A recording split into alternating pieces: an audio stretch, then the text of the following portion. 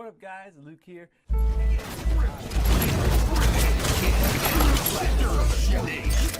What's up Halo fans, Luke TheNotable here, and this is my complete Halo 5 weapon guide.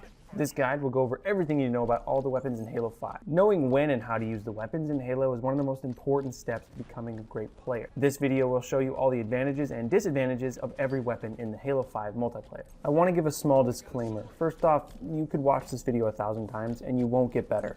The only way to get better at this game is by actually playing it.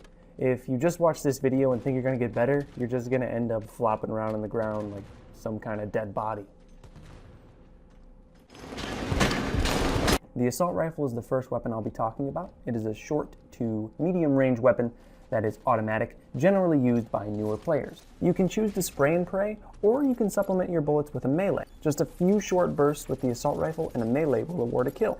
Careful not to shoot with the assault rifle from too far away. Again, this weapon really isn't that great from long range. You can use smart scope to extend it a little bit, but you'll still want to choose encounters in the short range.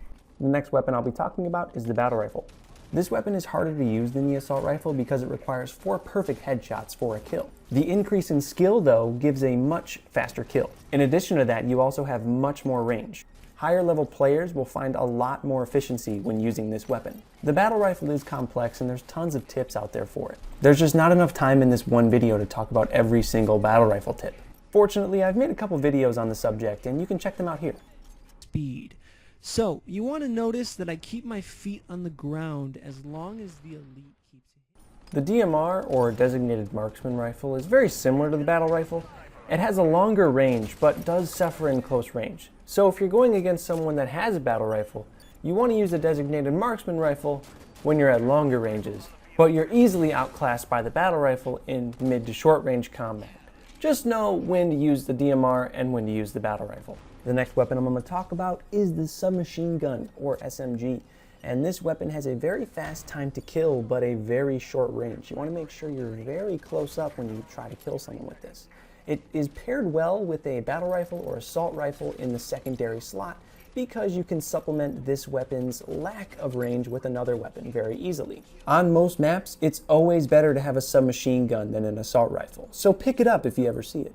Next, we're going to be talking about the pistol. Now, this is a semi-automatic weapon. It has a scope and can generally be used for longer range combat. One melee and then a pistol headshot will result in a kill. It takes 7 bullets to get a perfect kill with the pistol. However, it is very difficult to use and requires a lot of skill. Most players will find that they're much more effective if they pick up another medium-range weapon like the assault rifle or the battle rifle. The one advantage of using the pistol is in short-range game types. If everyone has an assault rifle and is shooting at close range, it makes it very easy for you to outrange them with the pistol, and you can generally get a lot of easy kills. Now we're going to talk about the power weapons. These are weapons that you find on the ground that have a lot of power, like the rockets or the sniper. You need to control these weapons to win because they allow you to dish out very fast kills very easily. Some are harder to use than others, like the sniper rifle. But if you can practice enough with them, eventually you'll get good enough to be able to dish out some serious ponage. First, we'll start by talking about the sniper rifle. In some form or another, the sniper rifle has been in every game of Halo. 1 headshot gets a kill, 2 body shots gets a kill. Very simple. It is, however, very difficult to use and takes some practice. I've made a couple videos on this as well, and you should probably go check them out. Sword will be ready in 30. Sniper genius. Now we're going to talk about the rocket launcher. It's widely seen as the most powerful power weapon because of its ease of use and high damage. In order to use this weapon, it's fairly simple. All you have to do is take it and shoot it at the ground of your enemy. That will cause the splash damage to kill your enemy almost every single time. A popular Halo 3 pro one time said to always shoot it at the body of a player, and this just isn't true. It's much easier to line up a shot, shoot it at the ground, or shoot it at a nearby wall to get much easier kills. This is the Hydra. This is sort of like the rocket launcher, only it locks on to enemies. Unlike the rocket launcher, it's not as powerful. It takes 2 shots to kill, but it does lock on. You can actually lock onto an enemy and then shoot straight up in the air, and the rockets will almost act like homing missiles, like Predator missiles. That's a very popular way to use the Hydra. This is a gun that can be hard to use, but with a little bit of practice, you can get lots of kills, and they look pretty cool. This is the plasma caster. It's unlike anything else we've really seen in any Halo game. The only thing it's kind of similar to is that sticky cannon in Halo Reach, only it's a lot different. So you charge it up by holding down the trigger, and the longer you charge it up, the faster those little stickies come out of the plasma caster. Now if you can stick a player, it's an instant kill. If you can just get one next to a player, it will hurt them, but it won't kill them instantly. And you can see it's pretty good for taking out vehicles.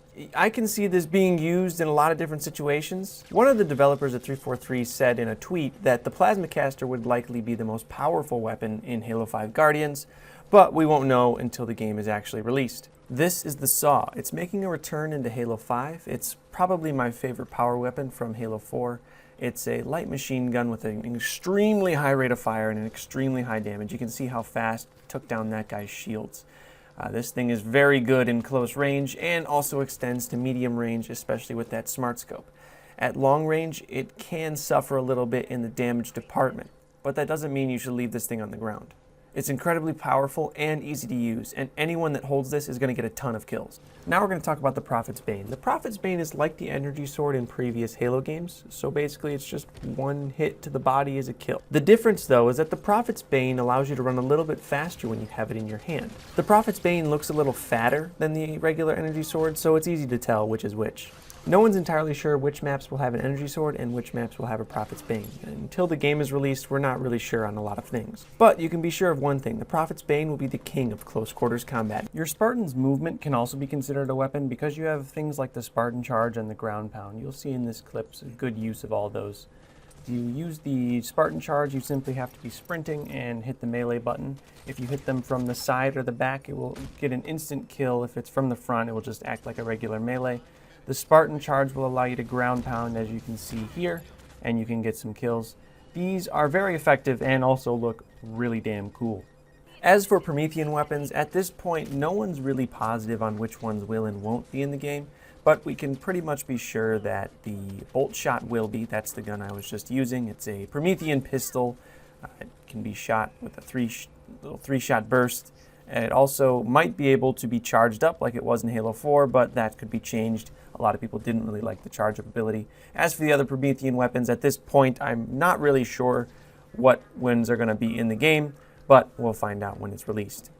Okay, thanks for watching, guys. If you have any questions, please comment down below. I love reading comments. I will reply to every single one. Otherwise, please subscribe. I make tons of Halo videos and guides, and you can check those out on my channel. Bye-bye.